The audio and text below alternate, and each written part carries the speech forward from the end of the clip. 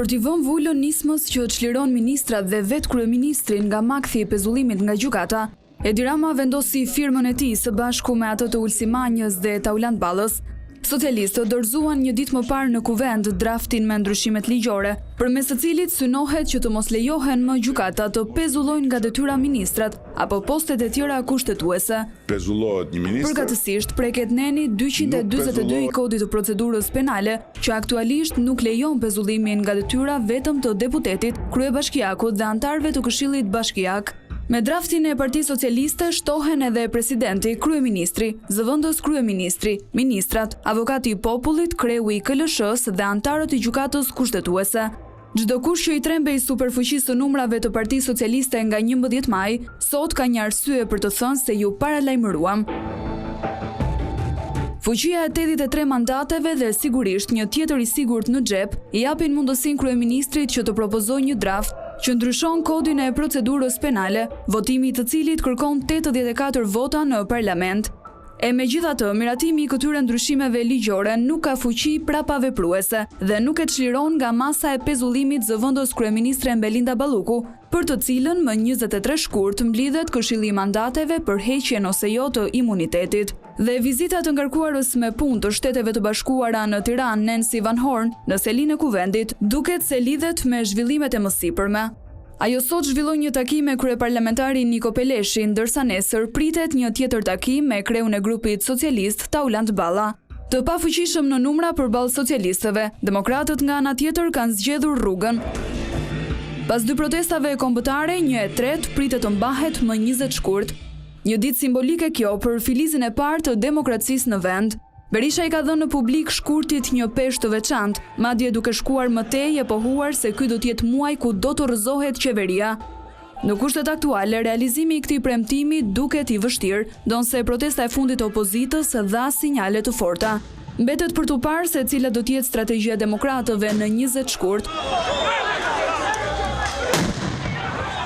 Por i pari doktori dhe e gjithë kupola e Partisë Demokratike e din se një qeveri s'mund të bjerë me protesta me kalendar. Ndërkohë, pas 2 muajsh bojkoti, opozita i është rikthyer tryezave për reformat që prekin sistemin dhe territorin. Në mbledhjen e fundit të Komisionit të Reformës Zgjedhore u zgjodhën 6 ekspert nga mazhoranca dhe opozita, të cilët do të hartojnë draftin bazuar në rekomandimet e OSBE-ODIR. PD kërkon që të mos ripërsëritet viti 2020, ndërsa sa i takon sistemit, demokratët dukshëm janë në mbështetje të kthimit të Shqipërisë në një zonë elektorale. Socialistët më komod në pozicionin e tyre duket se strategjinë e përcaktojnë në fund, duke lëvizur gurët për të pamundësuar rritjen e kundërshtarit politik.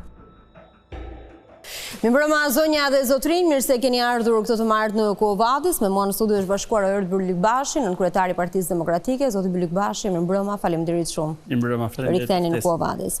Partia Socialiste me firmë të Edi Ramës, Ulsi Manjës dhe Taulant Ballës ka depozituar në kuvend ndryshimet e nenit 242, ku ndër të tjera ka përfshirë për çështjen e pezullimit edhe kryeministrin, zëvendës kryeministrin, ministrat, presidentin, avokatin e popullit, antarët e gjykatës kushtetuese, edhe kryetarin e kontrollit të lartë të shtetit. Bëhen këto ndryshime për të garantuar në këndvështrimin tuaj pavarësinë e institucioneve, apo i trëmbet realisht Partia Socialiste drejtësisë të spakut?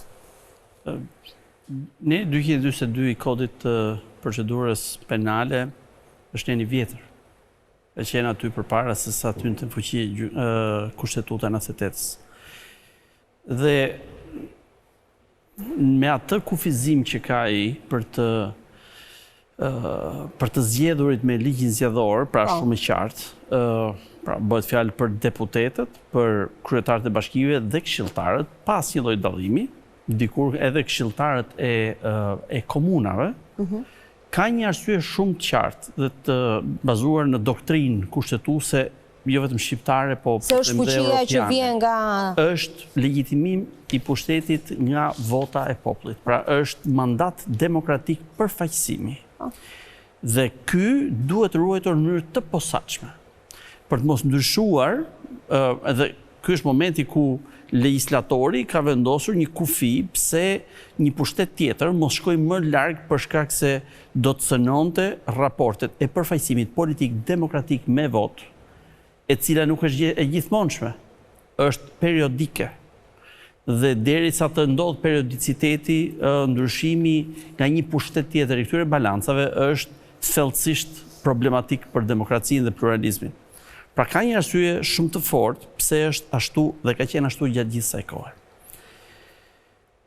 Ajo që po ndodh është që në një hall thellësisht personal të Edi Ramës, pra sot nuk ka njeri që minimumi nuk i ka bërë pyetje vetës. Ore, Ballukun ky nuk e heq se ka hall vet. Ai tham ka kërkuar 3 herë dorëheqje. Askush nuk e mban kontabilitetin e tryezës Edi Ramës. Mund të di se sa lapsa me ngjyra ka ai aty, po se ç'letra i shkruajnë e vinë atij, është pak rëndësishme. Kjo është krejt film për televizion.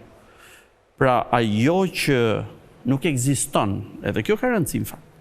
Nuk ekziston që një ministër kërkojë dorëheqjen për jo thjesht për arsye personale, po për një arsye se është e pandehur, jo akuza publike apo mediatike, e pandehur formalisht, për cilën ka patur një mas pezullimi, e pezulluar, e rikthyer në fuqi si mas pezullimi, pra ajo është e pezulluar dhe sot. Dhe nga ana tjetër, për të ka një kërkesë që pezullimi të zëvendësohet me masën e arrestit. Jo sepse nuk zbatohet dot masa e pezullimit. Për arsye se, për një arsye që nuk e zbaton dot prokuroria. Por sepse janë rënduar rrethanat e hetimit penal. Kur ka filluar masa e pezullimit ishin vetëm 2 tendera në hetim, sot janë 11, është rritur në mënyrë eksponenciale vlera e dëmit, ata që kanë llogaritur rreth 1.1 miliard, pra e gjitha ajo vlerë që është, po themi, prekur nga këto afera të dyshuara thellësisht për korrupsion. Dikush, kam dëgjuar Rama që thotë që ajo nuk hetohet për korrupsion.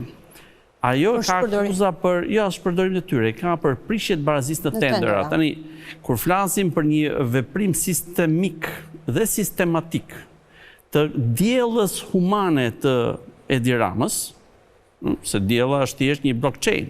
Ktu kemi njeriu që merr porosin dhe ekzekuton. Është e njëjta gjë. Thjesht është me mish dhe gjak dhe kocka dhe elektronik. Pra, është e njëjta gjë për të masakruar në mënyrë sistematike dhe sistemike paratë publike të shqiptarëve. Ka që thjesht është. Tani, prokuroria ka gjetur që personi i pandehur, Belinda Balluku, deputete, ministre, zëvendës kryeministre, pra me njerë pas Edi Ramës, ka kërcënuar dëshmitar dhe ka rrezikun shumë lartë që të prish provat. Praktikisht, nëse kjo është e mundur, prokurorisë mund t'i dëmtojë çështja përpara një gjykate nesër dhe gjykata thotë provat janë bërpis, provat nuk mund të merren më. Favor më të madh që ti bësh një të pandehuri nuk ka. Pra ajo nuk e ka çështjen që kur ka kërkuar ato 3 herë siç thotë Rama, po e marrim të vërtet. Qoftë një herë ta kërkonte. Ka një arsye shumë të fortë. Megjithatë, të gjitha zërat thonë krejt të kundërtën, po dhe sigurisht mos ketë bërë ciu në këtë histori, është Edi Rama që kupton shumë mirë. Kur nuk mundet, nuk ka kanistër frutash që ta mbajë gjithë të gjë pas shpinës Edi Ramës. Është Edi Rama aty. Pra ai e din që menjëherë vala e goditjes penale shkon drejt për drejt atij. Çfarë efekti jep nëse miratohen këto ndryshime në po them, pra 242 pra amendamentet mbi 242 të kodit procedurës penale, ky amendament do të njihet si amendamenti Famzi Balluku. Do mbetet me famë Neni Balluku. Ky nëse do të miratohet, dhe kjo është pothuajse e sigurt, pra nuk besoj që Edi Rama do të tërhiqet sikur të zbres këtu edhe bordi i paqes ai do ta bëj këtë. Pra edhe vizitat e përfaqësuesve të ambasadës amerikane nuk beson se do ta tërheqin Partinë Socialiste nga ky iniciativë. Nuk besoj, se është ekzistenciale, pra nuk është Balluku. Pra nuk jemi çështje interesi, është çështje nevoje të tij ekzistenciale, goditet ai politikisht. Nuk mendoni se varet se si kthehet Rama nga Shtetet e Bashkuara të Amerikës edhe në raport me këto ndryshime? Po, nëse do të ketë një dajak për këtë atje etj, kjo është histori tjetër. Unë po them, kështu siç janë gjërat, ajo që kemi parë këto ditë dhe Ky propozim që është Po, i ky ndryshim turpshëm- nuk ka efekt për rastin e zonjës Balluku? Tani debati do të jetë, ata do pretendojnë që ky ka efekt prapaveprues. Prapaveprues. Kushtetuta flet për ligjin penal favorizues, ka efekt prapaveprues. Ky është ligj procedural penal. Pra nuk është çështje dikur dënohesh, sot nuk dënohet më me ligjin e ri. Apo dënohesh më rënd, me ligjin e ri dënohesh më pak, etj. Apo në mes të hetimit nuk ekziston më vepra penale se u shfuqizua, pushon hetimi. Pra do të jetë edhe ky debat. Do të pretendojnë që ka efektin prapaveprues dhe jam i sigurt që aty do ta bëjmë presionin. Por nuk është vetëm kjo. Është dhe aspekti tjetër që po ndodh, bllokimi i heqjes së imunitetit. Por ajo që unë dua të them këtu Në datën 23 është seanca e radhës. 23 shkurt është seanca tjetër. Po unë dua të them edhe këtë gjë tjetër. Këtu nuk jemi përpara një debati abstrakt, ku ne gjykojmë që ndoshta është e drejtë që të përfshihen edhe këta. Pra, politika, parlamenti, bën një debat dhe arrin një konkluzion me një shumicë cilësuar ta bëj këtë ndryshim. Ky është ligj për një person të veçantë. Pra, bëhet mbasi ka dalë halli. Ne mund t'i vëmë dhe ligj edhe Neni Rama këtij. Pra, nëse shkojmë me logjika që tha, e ka për hallin e vet. Por, sepse ja ku e kemi, kryeministrin. Ne këtu ka një element tjetër të rëndësishëm për diskutim, që është përtej teknikalitetit është thelbësisht i rëndësishëm në gjithë të debat. Kanë bërë një zgjedhje për të mos u dukur keq vetëm emri kryeministrit apo zëvendës kryeministrit, Kam përfshirë edhe gjithë të tjerë. Për shembull, ti nuk ke gjykatën e lartë aty. Po gjithsesi është dashur të ta mbushin. Pra gjykatësit e gjykatës lartë mund edhe të pezullohen, por avokati i popullit jo. Dakor? Pra nuk ka sens. Megjithatë rëndësi ka që kanë dashur ta popullojnë Nenin që mos duket vetëm Balluku aty ose Rama aty. Atëherë ç'a ndodh? Kanë vënë kryetarin e kontrollit lartë shtetit. Dhe këtu bie tërë çështja. Në vitin e largët tashmë 2002, në atë kohë unë kam qenë jashtë politikës, kam qenë në OSB, por në atë kohë kam ndjekur me shumë kureshtje, kur Këshilli i Ministrave çoi në gjykatë kushtetuese ligjin e kontrollit lartë shtetit, i cili i jepte garanci për mos shkarkim kryetarit e kontrollit lartë shtetit. Po. Tani shkarkimi dhe pezullimi nuk janë e njëjta gjë, po janë kushëri të afërt.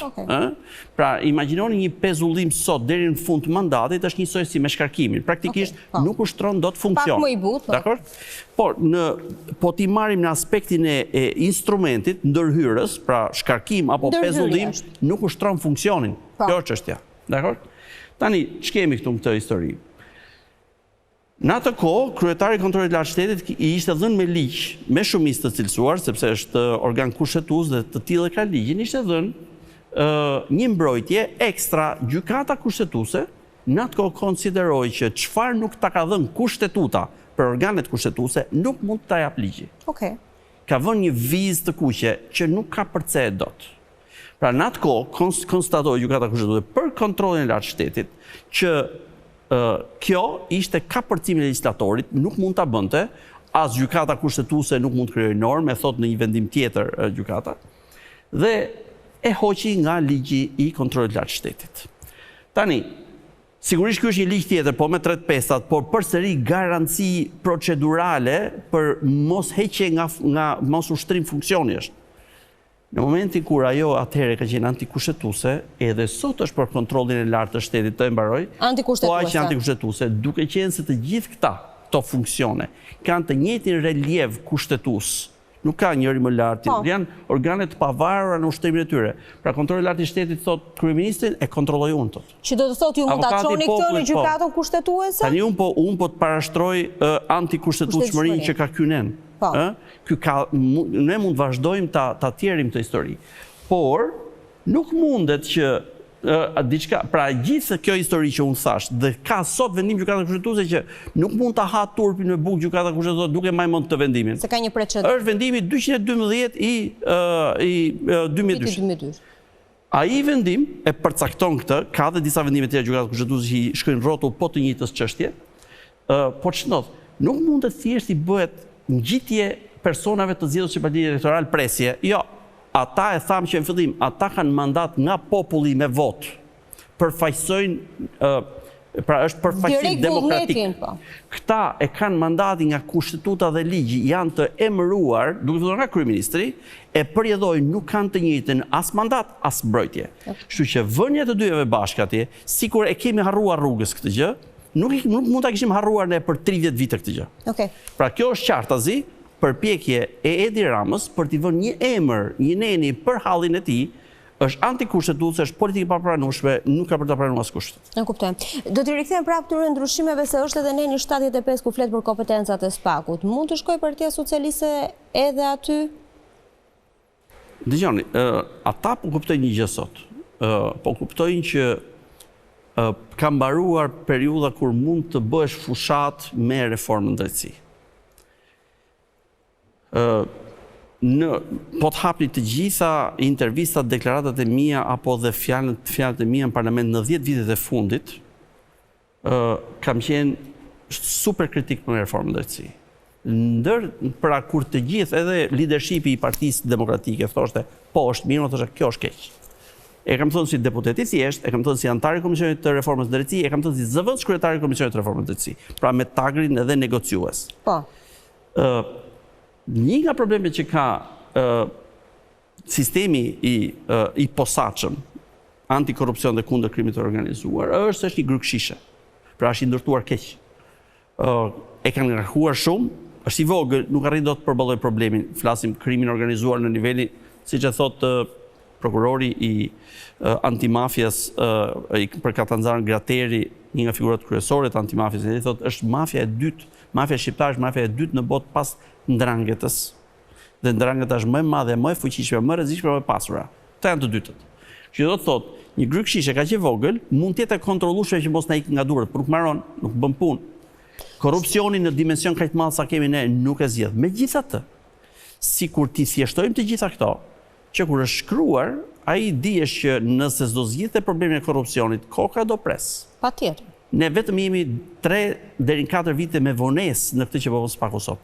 Po kush ka qenë ai i pamend, që mos them me një fjalë më të zakonshme për atë që s'ka mend, që të kuptonte se ku do ndodhte, ndërkohë që vente firma dhe bënte tendera, pra boll lexosh relacionin e prokurorëve për çështje balloku, vë duart të kokë. Nuk ka mundësi që shteti funksionojë në mënyrë kaq të smur, po jo në kuptimin e smur si një trup i smur, po i smur në të menduar. Ndiheshin të paprekshëm, sepse ju keni pasur akses edhe ndiheshin të paprekshëm. Të paprekshëm. Pra ata kanë ecur me idenë që ne kontrollojmë sistemin. Por vjen një moment që kjo nuk është më kaq e vërtet, sepse dhe sistemi vetë nuk ka ku shkon, do përplaset me ty. O përplasesh ti me sistemin, se mendon që je më i fuqishëm dhe ai është aty në vend, o patjetër dikush tjetër është shtyr, siç mund të jetë Shtetet Bashkuar me Bashkimin Evropian, interesi publik, opinioni publik, opozita të gjithë, vën lëvizje. Se pyetja shtrohet mbrapa, ore kujt i duhet më SPAK-u pastaj? Dhe kjo rasti këtu, Rama ka marrë një cop gurt madh, me të ka goditur vetratën e reformës së drejtësisë, e cila është copë çik. Dhe nëse ndodh diçka jo në përputhje me atë që thot kushtetuta dhe ligji, për sa i përket hetimit dhe ndëshkimit të këtyre aferave, se nuk është vetëm balluku, ke rastin e Agasit, në Akshin e tjerë me radhë. Ndërkohë të gjitha inceneratori, pra këta kanë patur fantazinë dhe kreativitetin në të keqe që shkojnë gjithmonë me gjëra më të mëdha. Kanë patur një koncept fantastik për mënyrën se si fantastik në të keqe, se si mund të administrojnë shqiptarët paranë e tyre, interesat drejtat e tyre.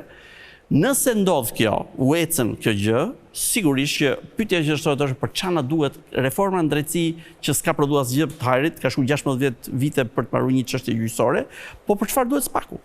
Pra ky është një test shumë i fortë, publik. Dhe është interesante që Rama po përpiqet që ta ngrejë të gjithë ngrehin sikur është një luftë mes pushtetesh.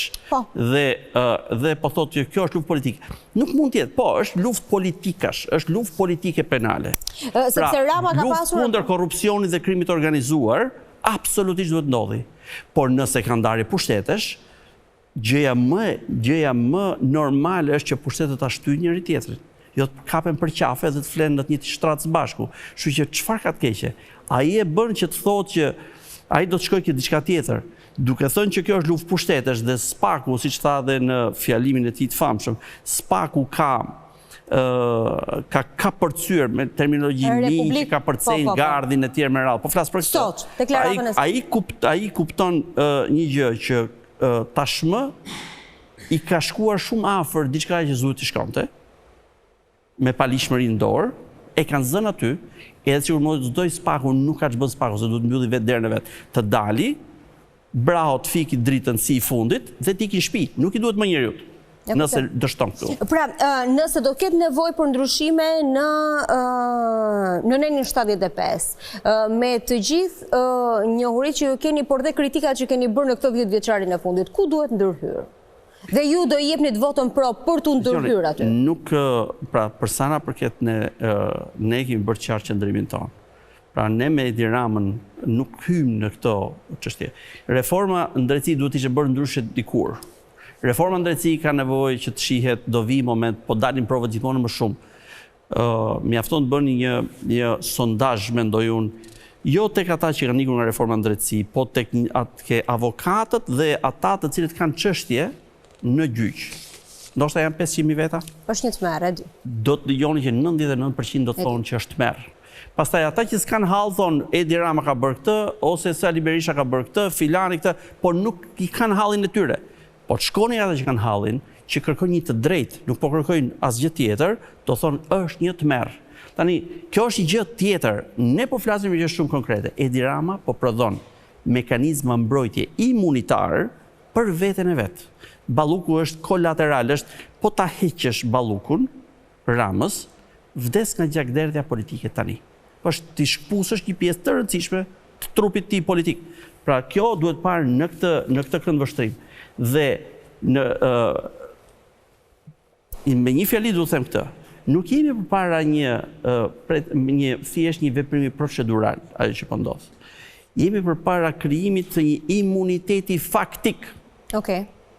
Pra ne kemi hequr 2012-ën, reforma e drejtësisë ka vazhduar ta sistemojë këtë pjesë, po kur ishim ne në pushtet hoqim imunitetin, po e rikthehen në mënyrë faktike nëpërmjet veprimit. Tani e marrim në këtë formë. Pezullimi, që është një masë më e butë, pra nuk është shtrënguese, është ndaluese si masë sigurie, pra në proporcion është më e butë se sa arresti, kur ti heq pezullimin, e shtyn gjykatën që prokurorin të kërkojë arrestin. Dhe kështu ka ardhur, prandaj ka ardhur? Por arresti nuk kalon dot nëpërmjet pa kaluar nëpërmjet parlamentit. Imunitetit. Në ajo që ne kemi parë, pra nuk do shkojë dot prokuroria në gjykatë, dhe gjykata mund t'i thotë këtë. Nuk e prova për arrest. Pse ja lëm neve gjykatës? Pra praktikisht po pengojmë dhe aksesin në drejtësi në këtë moment. Pra ai po pengon, jo ne, se po e vëmë shumës, po flas parlamenti. Dhe këtu çështja është kjo. Merri rastin konkret. Në 16 dhjetor ka ardhur kërkesa e prokurorisë në parlament, në 18 dhjetor të 2025 është bërë mbledhja e parë, u mbyll pa një konkluzion, një video që neve nxorëm nga brenda mbledhjes, sepse u mbajt jashtë jo publike në mënyrë antikushtetuese dhe të palishme nga kryetari i kuvendit, u mbyll pa, nuk dinin si ta mbyllin. Kemi bërë 5 kërkesa neve për ta thritur, nuk e thriti. E thriti 28 janar, e anulloi në mëngjes 1 orë përpara mbledhjes me pretendimin që presim vendimin e gjykatës kushtetuese. Gjykata kushtetuese ka këtë vendim që ka. Është thrit me datë 23, një gjë. Me datë 16 mars, që nuk është larg nga këtu ku jemi ne. Me datë 16 mars, duke llogaritur që duhen dhe 2 javë për të shkruar raportin komisionet tjerë, duhet patjetër parlamentin marrë vendim, për ndryshe kërkesa quhet e rrëzuar. Pra nëse pezullimi nuk mundet, sepse e bllokon në këtë formë, nuk hiqet as imuniteti, ky është imunitet faktik, edhe pse gjykata kushtetuese në atë ndarje 4-4 kanë thënë rrëzuar. Kemi konstatuar me një zëri, pra me unanimitet, 242-shi pezullimi nuk hyn tek rrethi i imunitetit. Pra nuk është de facto po e bën imunitet. Pra për ta shpjeguar edhe një herë për qytetarët, në qoftë se çfarë ndodh në datën 16 mars me Belinda Ballukun, dhe imuniteti nuk i hiqet, pra rregulloria e kuvendit thot këtë. Nëse deri me datë 16 mars për imunitetin nuk ka marrë vendim parlamenti, kërkesa prokurorisë rrëzohet, bie pa ndodh gjë. Dakor. Iku një. pezullohet hiqet mundësia për pezullim, sepse do ta miratojnë, do ta fusin fuqi etj. Çështja e gjykatës kushtetuese mund të marrë kohë etj. Me radhë. Pra praktikisht kemi pa mundësinë që prokuroria e posaçme të shkojë të godasi korrupsionin e kryeministrit, zëvendës kryeministrit, ministrave, pastaj po donin shkonin të gjithë tjerët. Po në qoftë se marrin një vendim për mos t'i hequr imunitetin zonjës Balluku. Tani, kjo është absolutisht kjo është gjëja tjetër më e mundshme ose shumë e mundshme që mund ndodhi. Pra pyetja është, Edi Rama do ta ha turpin me bukë në publik për këtë hall që ka, apo do të thotë nuk pati krisma, nuk mori vendim parlamenti, shtemon, unë jam kryeminist, nuk jam parlament. Pra ta lër pa vendimarrje, kalojnë 3 muaj dhe bie me procedurë. Edi Rama është edhe personazh që përpiqet ta polarizojë situatën dhe ta marrë me gjoks dhe thotë që do ta votoj kundër se këta të drejtësisë, këta po bëjnë politik. Kjo reformë e drejtësisë është shumë e keqe, deri dje ishte shumë e mirë, është shumë e keqe, këta po duan të bëjnë politik, po krijojmë Republikën e prokurorëve. Jo. Po kërkojnë të arrestojnë një person të cilin e kanë marrë panderësit për një çështje shumë të rëndë dhe duke qenë se po vazhdon të bëj veprime që dëmtojnë procesin penal, kërkojnë ta arrestojnë, ta nxjerrin nga loja. Po. Mirë, pyetja është, a mund të emërojë një tjetër në vend Balluku, sigurisht që ka gjithë kompetencën dorë. Flitet brenda Partisë Socialiste që mund të kenë ndryshime në qeveri dhe ka të tjerë që po pretendojnë të zënë vendin e zonjës Balluku. Përveç krijimit një precedenti tmerrsisht rrezikshëm në publik, sepse Komisioni i Venecias, Gjykata Evropiane e Drejtave të Njerëzit, po dhe Gjykata e Konstitucionit thotë imuniteti interpretohet në mënyrë shumë të ngushtë. Pra nuk mund zgjerohet. Dhe kjo është jo më larg se rasti për çështjen Berisha. Po. Gjykata Konstitucionale ka thënë këtë. Nuk hapemi do ta shohim në mënyrë të ngushtë, sepse dhe synimi ligjitatorit kushtetues në 2012 ka qenë i tillë. Pse po e zgjeron ky? Është hall i pastër politik, jo politik, është personal penal i Edi Ramës. Balluku është aksesor. Okej. Por edhe ju 2 vite më parë kur ishte çështja e imunitetit zotit Berisha në parlament, sërish ishit kundër kërkesës së SPAK-ut. Atëherë, ne në atë kohë, thamë, kufizimi i lirive të deputetit, dhe në atë rashti se zotë Berisha, se s'kishtë ndodhë në një tjetër një gjë tillë, pra për herë të parë, SPAK-u e tentoi, jo dhe vetëm nivel. Pra, kufizimet llojit daljes jashtë shtetit, tërheqjen e pasaportës, detyrim për paraqitje, ne interpretuam në kohë që ky është kufizim lirie, për këtë duhet kalojë në parlament, edhe për një arsye tjetër. Kur ka qenë rasti rasti Tahiri, po, që kërkuan arrestin prokuroria krimeve të rënda në vitin 2016, besoj në vitin 2016 ose 17, diçka e tillë. Kjo 16-ën, ka qenë 2016-ën, parlamenti tha, nuk ju jap arrestin, po ju lejoj kontroll banese, mos dalje jashtë shtetit, pra atëre kishte një interpretim të kushtetues nga parlamenti që duhesh marr leja edhe për këto. Më pas Gjykata Kushtetuese, jemi apo jemi dakord për këtë, bëri një interpretim për herë të parë në këtë lloj dimensioni dhe tha jo. Kufizime që kërkonte prokuroria dhe kishte shkuar drejt për drejt në gjykatë posaçme, nuk janë pjesë e imunitetit. Tani ne mos jemi dakord pa një vendim që e ka mbyllë të diskutim. Nga tani tutje kështu do të jetë gjithmonë, kupton? Pra, ne jemi gjithmonë në drejtën për të pretenduar, kurse këtu jemi në rast krejt tjetër. Zotë Kmilibashi, ju kishit akses në dokumentat sekrete për zonjën Balluku. Kur i lexuat, çfarë thatë me vete? Ju falenderoj që nuk më bët pyetje çfarë ka të. Jo, nuk do ta bëj akses. Kam dëgjuar dhe kolegë të mi që thonë, po pse nuk e nxjerrë, mund të shërbim më të madh se mund t'i bërim në Ballukut dhe Ramës. Duke prishur provat, pra duke i bërë pis, duke shkelur ligjin me përgjegjësi penale individuale, po dhe ta bëjmë të nuk i bën të shërbim më të mirë një të pandeuri. Është ajo që po e lejon Rama të panderun që të bëj, të ketë mundësi, madje është gjithë shteti ka marrë porosin. Jo ju mbroj unë, ky është interesi im, nëse ju shifni prova, është dukeni prova. Mirë. Tani, unë e thash pak më herët e ri përsëris. Ishte për të vënduar në kokë. Okej. Pra, gjykata nuk mund të mjafton relacioni, nuk ke nevojë të shkosh ke prova. Okej. I kam bërë një pyetje prokurorit të çështjes në praninë dhe të drejtuesit të prokurorisë. I kam thënë, tani në parlament do të japësh përgjigje me po se jo, po shkurt gjithsesi, parlamenti nuk mund të thuash diçka që është e vërtetë këtu. I thash, këto që janë shkruar këtu në 63 faqe relacion, janë bazuar në 100% prova? Ai tha po. Okej.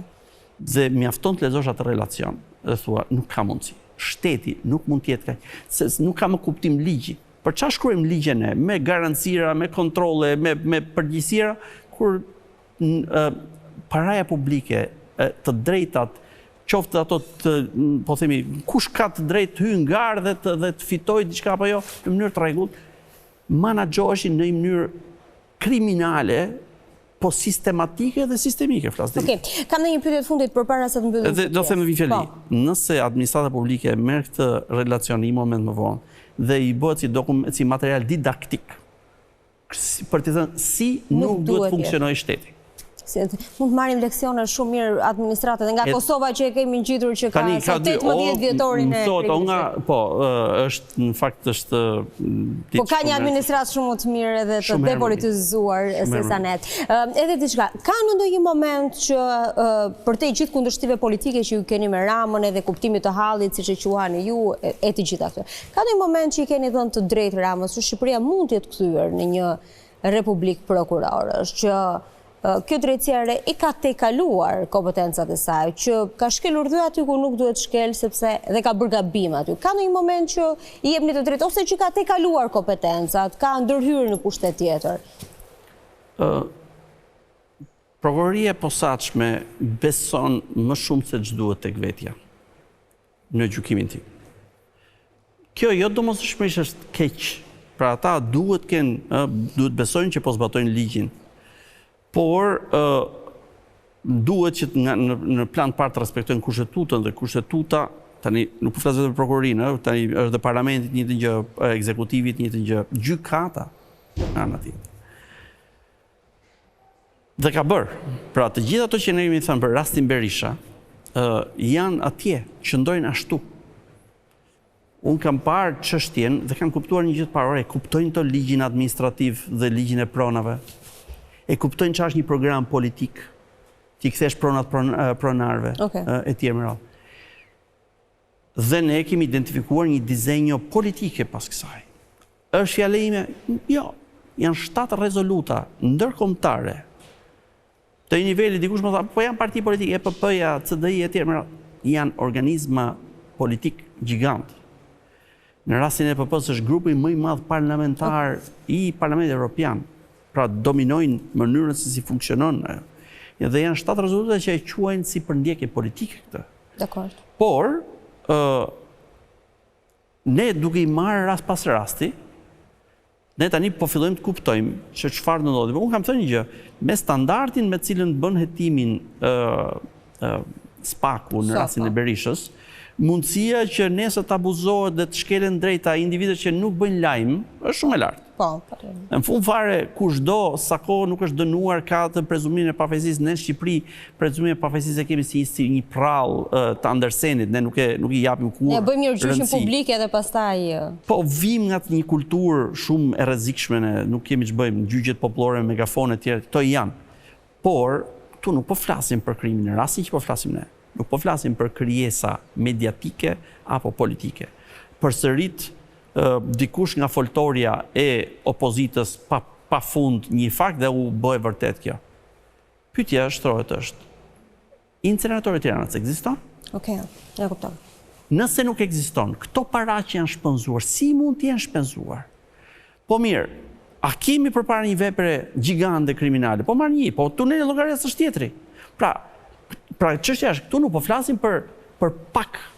Për disa miliona euro. Duken apo s'duken? Disa miliona euro duken pak. Unë do marrë rastin e Ekoparkut në Durrës. Ekoparku ka vlerën 1/10 e çështjes së llogaras, 19 milion euro në 190 milion euro. Në rastin e llogaras kemi raportin 2/3 para të shpenzuara për të bërë punën, pastaj si është bërë puna është çështje tjetër, dhe 1/3 është futur në xhep dhe ka ikë.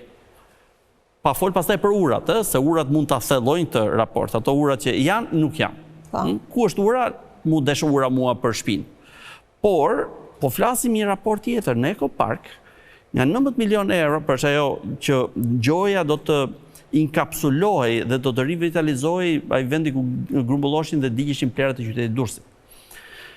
vërtet një situatë shumë e rëndë, por nuk mund të shfrytëzohet. Edi Rama bën një gjë, tërmetin, emergjencën mjedisore apo ku diun i shfrytëzon për të bërë një histori tjetër edhe më të madhe korrupsioni. Tani ky rasti që unë po flas është në 19 milion euro, vetëm 6.5 milion euro janë përdorur për të bërë punën një kompani e nën kontraktuar nga fituesit. Jo nga fituesit. Kompania që e mori tenderin për 19 milion euro e ka marrë me prokurim të drejt për drejt. Vetëm një javë pas tërmetit të 26 nëntorit 2019.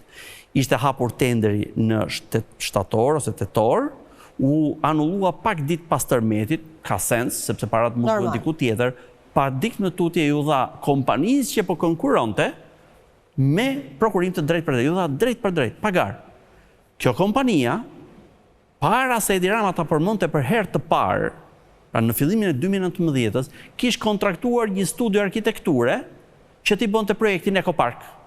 Më pas doli Edi Rama, e tha, në maj të 2019 diçka e tillë, në shtator-tetor hapet tenderi, anullohet në fillim të dhjetorit dhe pak ditë më pas i jepet kompanisë që kishte porositur kur askush nuk dinte gjë për Ekoparkun. E merr 19 milion eurot dhe kujt ja jep me nën kontraktim. Një kompanie të Klodian Zotës. E kishte patur gruaja Klodian Zotës, ja kishte shitur shoferit Klodian Zotës. Tani, pra përsëri histori plerash, këtu jemi. Por 6.5 milion euro që është bërë puna, është 1/3, 2/3 në fund në xhep. Pra, këto të mëdhajat shkojnë deri ke 35-50%, këto të voglat të shpardallojnë 19 milion euro i duken si lajthi. Qartë. Pra këtu kemi arritur në fantazinë dhe kreativitetin destruktiv të paras shqiptare nga Edi Rama dhe gjithë piramida poshtë. Shkojmë në pak reklama dhe kthehemi në pjesën e dytë të emisionit. Jemi rikthyer në pjesën e dytë të emisionit, jemi me nënkryetarin e Partisë Demokratike, zotin Oert Byllykbashi. Zoti Byllykbashi, Partia Demokratike u rikthye në Komisionin e Reformës Zgjedhore dhe Territoriale, le të themi pas një mbledhje të gjatë, ku ju keni qenë një nga zërat e fortë që keni kundërshtuar Sali Berishën, që ju duhet të riktheheni në tryezën e diskutimit. Pse mendoni që duhet jetë në reformën zgjedhore dhe në reformën territoriale? U bë kaq shumë vite që nga 2008 e famshme ku ju gjithashtu keni qenë atë kohë. E deri në ditën e sotme flasim gjithmonë për ndryshime, për arnime, për ta bërë më të mirë. Dhe nuk e di nëse mendoni dhe ju se është bërë më mirë apo është bërë më keq pas gati 18 vitesh. Themi diçka, ju thatë edhe që unë isha nga ata që kundërshtuan. E kundërshtuat Në fakt nuk ka pat një debat i lloj aty. Nuk është se Sali Berisha tha duhet kështu dhe ne debatuam. Deputetët folën dhe thanë atë që sigurisht që në grupin parlamentar nuk ka ekuivok për sa i përket qëndrimeve të mia. Unë janë shumë gjëra që i them fort aty brenda, nuk i them jashtë. Ka ndodhur edhe më përpara me Lulzim Bashën e tjerë me radhë. Është natyra ime politike. Lojalitet karshi i forcës politike, por gjërat që duhen thënë do t'i them patjetër aty brenda. Kam një peng të vetëm. Deri më sot. Pse mbasi kisha thënë kreut partisë në janarin e 2019-s, Lulzim Bashi i pa thënë nuk kur tha që do të djeg mandatet, i thash jo, nuk do të djegësh se do të mbushet parlamenti, siç ndodhi. Është nen që kam shkuar unë dhe 2 kolegë të mi të respektuar, e kemi shkuar kundër djegjes mandateve nga Partia Socialiste. Pra e dini me saktësi matematikore që mekanizmi do të funksiononte, e kishim bërë qëllimisht në të tillë, që kur ikte dikush do vinte pjesa e dytë e listës do ta plotësonte. Në një masë mjaftueshme që efekti të djegjes mandateve të zhbësh, e bën për Partinë Socialiste, se rrezikonte vazhdimisht thoshte ne do të djegim mandat. Qëndruan sistem, funksionon atëherë do funksiononte me ne. Pse çfarë kam pengun është që kur ne bëm mbledhjen më pas një ditë mbasi Lulzim Basha e tha në publik, unë në atë mbledhje nuk e thash më me kolegë të tjerë. Pra të gjithë e dinin që, por nuk e thash në atë mbledhje. Dhe kështu që këto lloj qëndrimesh unë do t'i them gjithmonë dhe fort për sa i përket. Por nuk ka kjo rëndësi. Atë ditë kishte një qartësi nga të gjithë deputetët që morën fjalën që ne duhet të jemi në këto 2 reforma. Patjetër. Duhet të jemi patjetër. Duhet të jemi sepse askush nuk do të na falë ne faktin që ne nuk morëm pjesë në reformën territoriale. Unë nuk jam pjesë e Komisionit të Reformës Territoriale. Kam udhëhequr para 3 vjetë e gjysmë grupin e punës dhe të ekspertëve dhe konsultëve që kemi bërë në terren për hartimin e një ndarje territoriale që ne prezantuam si projekt ligj. Pra ka firmën, kam nderin të kem firmën time ta kemi udhëhequr atë proces, në projekt ligj e çuam para 3 vjetë e gjysmë në parlament, mbeti në zyrtar në mënyrë qëllimshme. Ç'bën ai? E kthente propozonin për 96 bashki dhe jo 61. Pra për ta çuar sa më afër pushtetin e zgjedhur tek qytetarët. Rama ka qëllim të bëjë të kundërtën. Për ta zvogluar. Në atë kohë ne pranojmë dhe konceptin e rajonalizimit, pra qarqet e të vogla të shohin dhe rajonet. Pra do është dokument publik, nuk po them asgjë që pra është në parlament si dokument ky. Por nuk merre me këtë çështje, ama rëndësia është shumë e madhe në ca aspekte më madhe se reformën zgjedhore dhe ne nuk mundet që jo vetëm për faktin do na thonë dhe mbas 10 vjetësh, për gjatë 10 vjetësh na thonë nuk e bët, nuk ishit aty. Po. Si vazhdoni vuani ato të 2019. Reforma territoriale mund të prek sistemin zgjedhor ose funksionimin e zgjedhjeve, ndoshta edhe më shumë se sa reforma zgjedhore. Por, nga ana tjetër, reforma zgjedhore ka disa element gjigant, të cilët po nuk u zgjidhen, ndrohet sistemin zgjedhor si të duash. Ky sistem që kemi ne sot, që është një hibrid toksik, dhe unë këtë fjalë toksik, kam thënë për herë të parë në 2020-ën, kur Rama dhe korporatat me disa personazhe që bredhin studiove, por në atë kohë propozuan ndryshimin e kushtetutës dhe dhanë çelësin e kushtetutës Edi Ramës që ta hapte portën e kushtetutës. Ne ishim jashtë parlamentit. Hoqën koalicion. Qëllimi politik nuk kishte fuqi, hoqi koalicionin që përndryshe opozita do ishte në pushtet në 2021-shin. Por me këtë marrëveshje që i bëri me ata që ndenjen në parlament atëherë, arriti dhe shpartalloi të gjë. Tani ky sistem zgjedhor duhet iki. Ky nuk është sistemi 2008-s. Pra, midis padjenisë thellë ose keqdashësisë për të dhënë një element, ky nuk është 2008-a. Po deri në 2008 kishim mazhoritaren. Jo, deri në 2008 një sistemi, po themi një kushëri deformuar i sistemit gjerman. Sistemi gjerman është një nga sistemet më të mirë që mund të jenë inxhinieruar ndonjëherë po ne si çdo gjë e marrim dhe e deformojmë rrugës. Po, edhe para që ta bëjmë. Na mjafton deformimi, i fusim dhe dushkun në 2001-shin dhe personazhi që bën më shumë zhurmë nga gjithë është autor i fenomenit dushkut. Dhe nga ana tjetër është dhe mega dushku i 2005-s, pra ai sistem në atë kohë erdhi në pikën që eksperti gjerman që erdhi për reformën zgjedhore në 2007, tha, këtë që keni bërë ju sistemi tonë, ne nuk do na shkonte kurrë në mend. Pra kreativitet i tmerrshëm negativ. Ama është një sistem shumë mirë, pse? Se ka gjysmën e mandateve mazhoritar, gjysmën proporcional me listë të mbyllur, Gjermania flasim, por rezultati i përgjithshëm është proporcional i pastër. Okej. Kush mendoni se është sistemi që i ri më mirë Shqipërisë në këtë kohë që është sot, me këto problematika që është sot? Për ta bërë të konkurueshëm. Tani, të gjithë sistemet janë konkurrues. Nuk ka asnjë dhe askush pra këtë do. Pra unë nëse unë heq xhaketën e politikanit do të bëj atë të ekspertit zgjedhor, siç është po themi elementi im kryesor. Askush nuk do të thotë ky sistem është më mirë se tjetri. Sigurisht do ja përshtatësh rrethanave. Për shembull, sistemin e 2008-s nuk mundet kurrë ta konceptosh sot në rrethanat se si funksionon sot shteti. Jo, atëherë duhet stabilitet e kërkonte Bashkimi Evropian gjithashtu. Stabilitet e një vendi i cili po synonte të futesh në Bashkimin Evropian duhet të ishte me shpejtësi, por me garancira me një gjykatë kushtetuese që ju e mbani mend është 30 ligje ja kthyen mbrapsh Sali Berishës ata. Po. Bëj llogaritë sa kanë kthyer këta. Po ai sistemi që prodhoi 2009-ën, prodhoi një qeveri koalicionit Sali Berishës, jo Sali Berishën vetëm. Mirë. Po jo vetëm kaq, që duhet merrte okejin e aleatëve të vet, sepse i binte qeveria. Pa LSI kishte vetëm 70 mandate, por një 70-ja përfshinte edhe aleatë të tjerë, por ka patur deputet të Partisë Demokratike që kanë rrëzuar ligje të rëndësishme qeverisë Sali Berishës. Pra, ishte një gjë tjetër, po ai sistem sot nuk mundet, do ishte gabim ta merrje dhe ta përdorje sot. Sot ne kemi stabilitet më shumë se ç'duhet qeverisë. Kemi ne na shkon në një sistem si Kosova?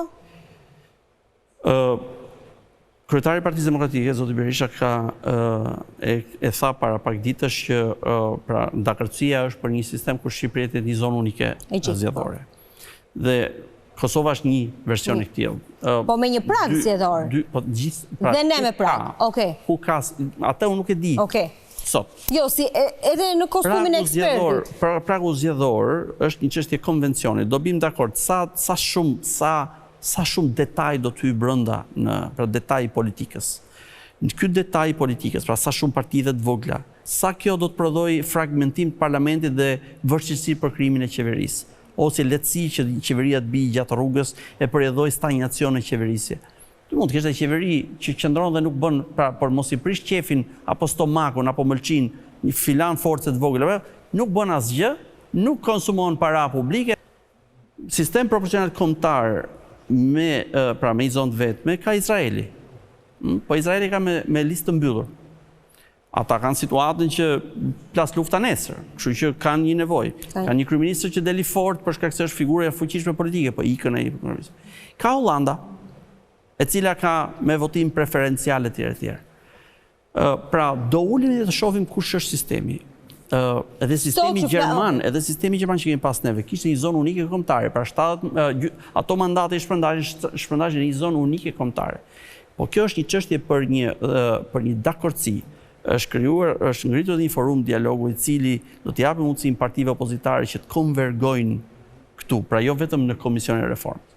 Jo vetëm kujdesi që do të bëj unë si bashkëkryetar, që të gjithë kolegët e mi të opozitës në nivelin politik dhe ekspert të jenë të koordinuar, por të jetë koordinimi në nivelin politik më të lartë të gjithë kjo. Kjo është shumë e rëndësishme. Kush do të jetë sistemi ta diskutojmë, po një gjë është e sigurt, ky sistem që kemi sot duhet iki. Ne na duhet një sistem që prodhon, eventualisht nuk do ishte keq, instabiliteti parlamentar, pra vështirësia për të bërë një mazhorancë, e cila prodhon stabilitet demokratik. Ai propozimi i Ramës që ta çojnë në 101 mandate, gjëja që bën vret partitë e vogla. Unë jam në një parti të madhe, por një sistem, ne nuk jemi gati për një sistem bipartiak. Bipolar është gjë tjetër. Pra secili ka një numër partish. Bipartiak i cili do të jenë vetëm 2 të mëdhat dhe zhdukën tjerë, nuk ka më pluralizëm parlamentar dhe ky është element shumë. Ne ende nuk jemi ngopur me pluralizëm demokratik parlamentar të shëndetshëm. Ne marrim vetëm pjesën e keqe. Ne duhet shkojmë ke e mira. Por çështja kryesore të reformës zgjedhore është pushtimi i zgjedhjeve nga shteti. Bëje si dush sistemi zgjedhor.